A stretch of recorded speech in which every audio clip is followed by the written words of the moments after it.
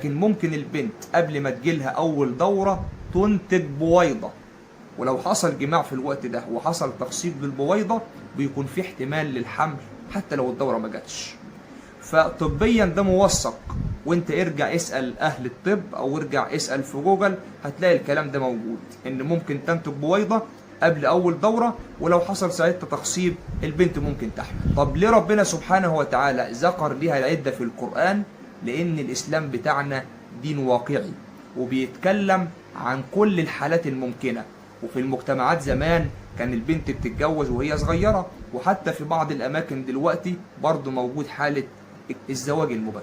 فبما ان الاحتمال الطبي موجود والإسلام دين واقعي ودقيق جدا بيشرع لكل حالة ممكنة.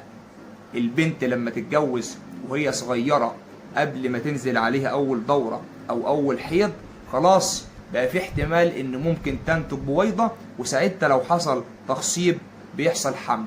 فطالما الحالة ديت موجودة حتى لو هي قليلة، فيقوم ربنا سبحانه وتعالى مشرع العدة.